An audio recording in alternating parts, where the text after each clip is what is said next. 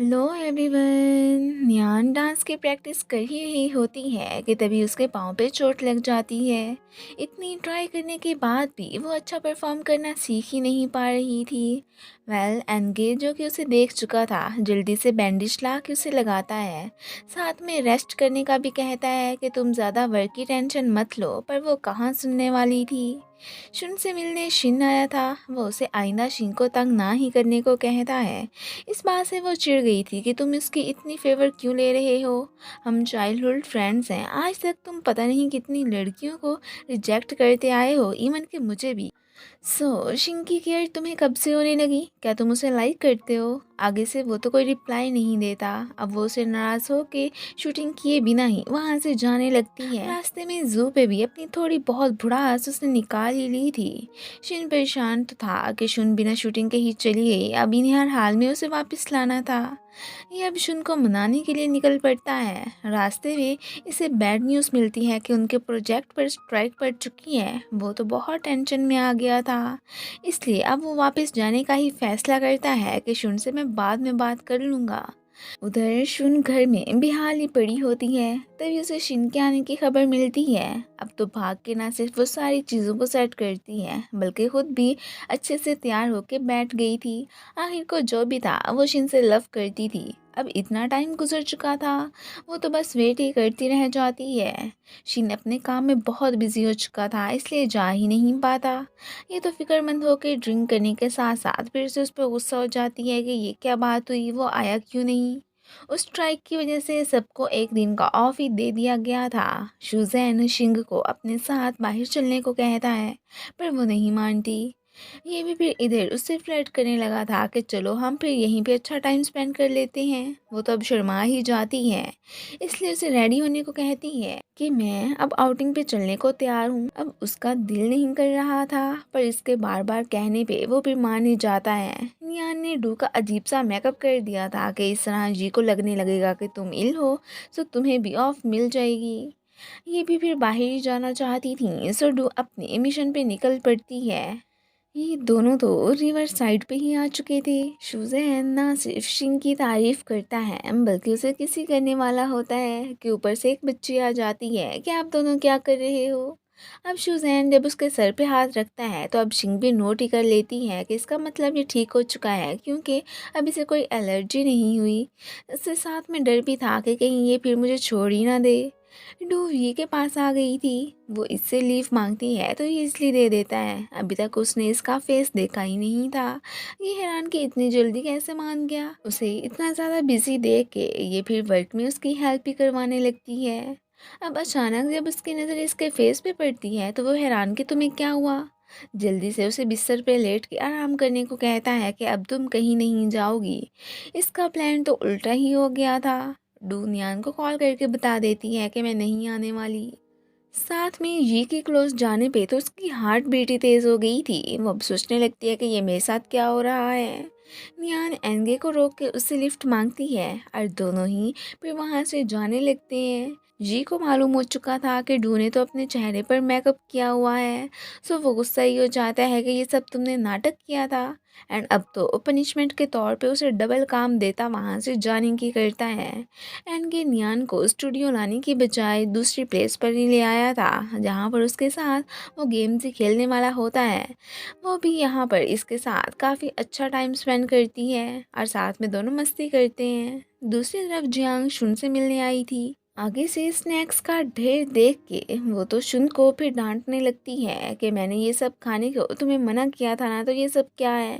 वो अपने कानों पे कुशन्स रख देती है कि मैं अब की बार तुम्हारी कोई भी बात नहीं सुनने वाली हूँ। थोड़ी बहुत लड़ाई के बाद दोनों सुलह भी कर ही लेती हैं। अब जियांग उसे शिन के साथ हुई सारी प्रॉब्लम का बता देती है कि इसलिए वो तुम्हें यहाँ पर लेने नहीं आ सका। बस अब तुम ही शूटिंग पे जाके कुछ कर सकती हो। ये भी फिर मान ही गई थी, आखिर को एक फ्रेंड होने का रिश्ता भी तो निभाना था। शिन शिन को सोच कर स्माइल करने लगता है और आज तो उसने उसके साथ हुए सारे पल रिमेंबर ही कर लिए थे। सो उससे बाकायदा मिलने ही जाने लगता है, पर आगे से शुजैन के साथ उसे देख के सैड होके वापस से जाने लगा था। गिव अप तो वो शिन पे बिल्कुल नहीं करने वाला था। जू के साथ शुन के ताल्लुकात कुछ तो बेहतर हो गए थे, लेकिन बातों ही बातों में फिर से उनकी नोक झोंक तो स्टार्ट हो ही जाती है। नियान को जी डांस करते हुए कुछ इमोशंस लाने को कहता है। उसके असिस्टेंट मना करती है कि अभी तुम रहने ही दो, पहले पाँव पे चोट लगी है, कैसे कर पाओगी। पर वो ये चांस मिस नहीं कर सकती थी। तभी उसका पाँव ही मुड़ जाता है। अब तो फ्रैक्चर होने की वजह से ये हॉस्पिटल ही एडमिट हो चुकी थी। इधर ही हमें पता चलता है कि नियान और डू दोनों बहनें हैं। वो तो इमोशनली हो गई थी, अब काम कैसे कर पाऊंगी। तो डू फिर उसे तसल्ली देने लगती है। शिंग को इन लोगों ने नियान की जगह ऑडिशन देने के लिए कह दिया था, क्योंकि अब मज़ीद शूटिंग को तो ये रोक नहीं सकते थे। शिंग भी अभी फिर वहीं जाने लगती है। अब वो ऑडिशन देने आ चुकी थी। उसकी मेडिसिन मीन बॉस चिन तो यहीं पर ही बैठे थे, इसलिए कैमरा के सामने वो अच्छे से एक्टिंग कर लेती है, जो कि सबको काफ़ी पसंद आई थी। शिंग को बुरा भी लग रहा था कि नियान की जगह मैं नहीं लेना चाहती हूँ, वो मेरे बारे में क्या सोचेगी। वो तो ऑडिशन में सिलेक्ट ना होने की ही विश करती है। साथ में नियान से मिलने हॉस्पिटल भी पहुंच चुकी थी। वो तो इसे देख के भड़क जाती है कि अब तुम यहाँ पर क्या लेने आई हो, जो चाहिए था वो तो तुम्हें मिल ही चुका है। वो उसे कहती है कि तुम गलत समझ रही हो, ऐसी कोई बात नहीं है।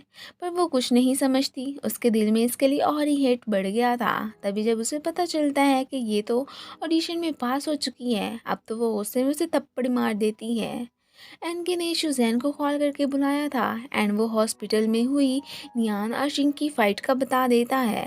अब तो शिंग ने हर हाल में एक्ट करने का डिसाइड कर लिया था कि बस सच्चाई का मैं बॉस को बता दूं, फिर देखते हैं क्या होता है।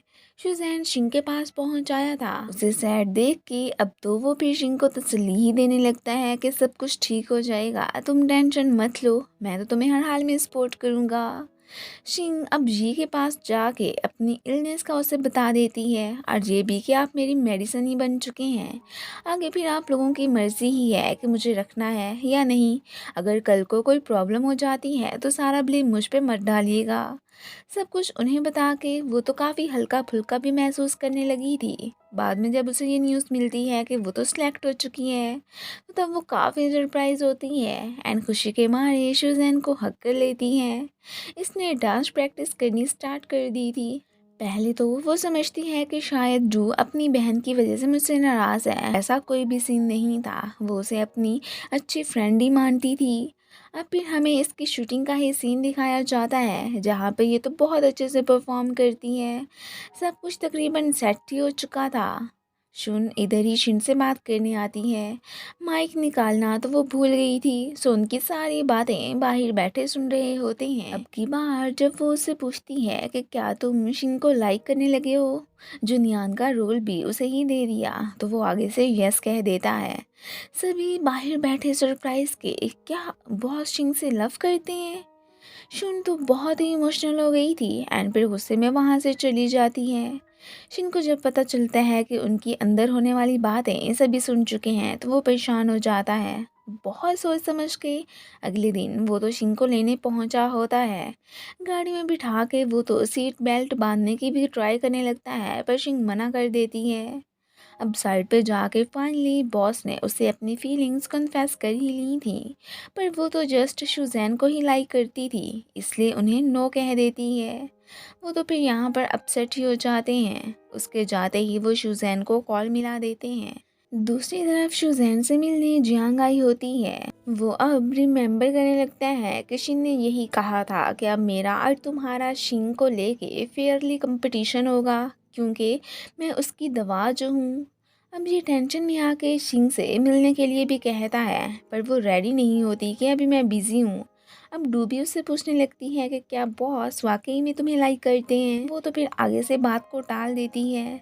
शूटिंग सीन पे बॉस आ चुके थे कि कहीं ये किसिंग सीन तो नहीं है, पर आगे से वो सभी उन्हें समझाते हैं कि ऐसा वैसा कुछ भी नहीं है। इनके बाद शुजैन भी आके बिल्कुल यही सवाल पूछता है। इस बात से ये को अजीब लगता है कि इन दोनों को क्या हो गया है। वो तो अब जानबूझ के ही यही सीन बार बार करवाने लगता है। अब तो फिर इनकी शक्लें देखने वाली थी।